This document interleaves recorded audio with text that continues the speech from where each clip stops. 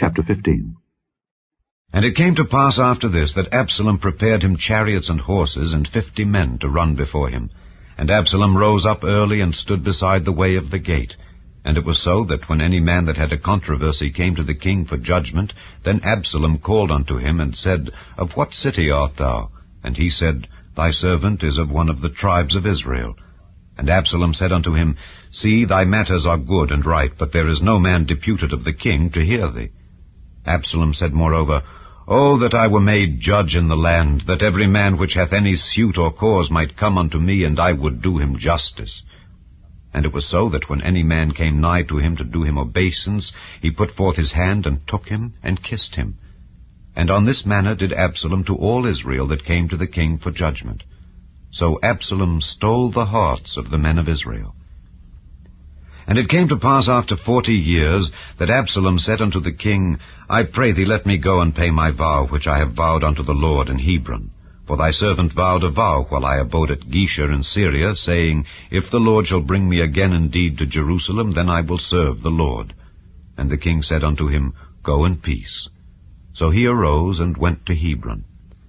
But Absalom sent spies throughout all the tribes of Israel, saying, As soon as ye hear the sound of the trumpet, then ye shall say, Absalom reigneth in Hebron. And with Absalom went 200 men out of Jerusalem that were called, and they went in their simplicity, and they knew not anything.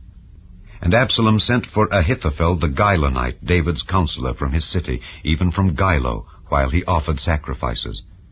And the conspiracy was strong, for the people increased continually with Absalom. And there came a messenger to David, saying, The hearts of the men of Israel are after Absalom. And David said unto all his servants that were with him at Jerusalem, Arise, and let us flee, for we shall not else escape from Absalom. Make speed to depart, lest he overtake us suddenly, and bring evil upon us, and smite the city with the edge of the sword. And the king's servants said unto the king, Behold, thy servants are ready to do whatsoever my lord the king shall appoint.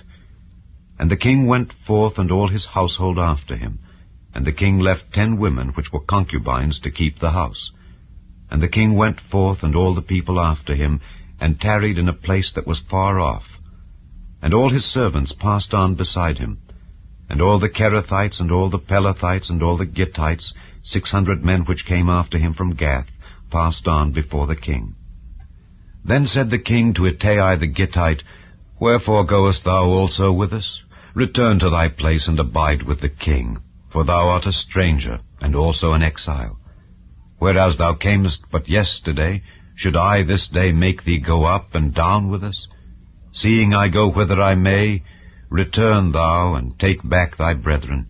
Mercy and truth be with thee. And Ittai answered the king, and said, As the Lord liveth, and as my lord the king liveth, surely in what place my lord the king shall be, whether in death or life, even there also will thy servant be. And David said to Ittai, Go and pass over. And Ittai the Gittite passed over, and all his men, and all the little ones that were with him. And all the country wept with a loud voice, and all the people passed over. The king also himself passed over the brook Kidron, and all the people passed over toward the way of the wilderness. And lo, Zadok also and all the Levites were with him, bearing the ark of the covenant of God. And they set down the ark of God, and Abiathar went up, until all the people had done passing out of the city. And the king said unto Zadok, Carry back the ark of God into the city. If I shall find favor in the eyes of the Lord, he will bring me again, and show me both it and his habitation.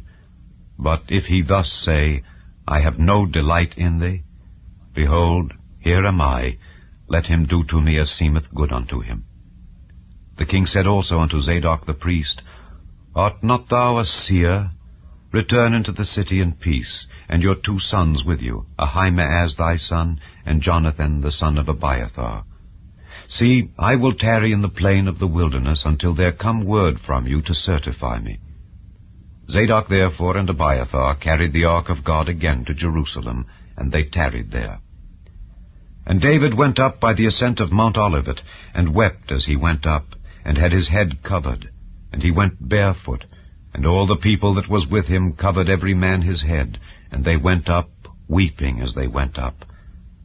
And one told David, saying, Ahithophel is among the conspirators with Absalom. And David said, O Lord, I pray thee, turn the counsel of Ahithophel into foolishness.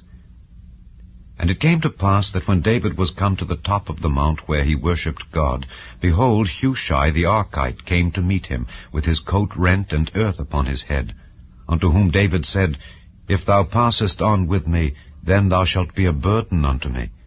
But if thou return to the city, and say unto Absalom, I will be thy servant, O king, as I have been thy father's servant hitherto, so will I now also be thy servant, then mayest thou for me defeat the counsel of Ahithophel. And hast thou not there with thee Zadok and Abiathar the priests? Therefore it shall be, that what things soever thou shalt hear out of the king's house, thou shalt tell it to Zadok and Abiathar the priests. Behold, they have there with them their 2 sons, Ahimaaz Zadok's son, and Jonathan Abiathar's son. And by them ye shall send unto me everything that ye can hear. So Hushai, David's friend, came into the city, and Absalom came into Jerusalem.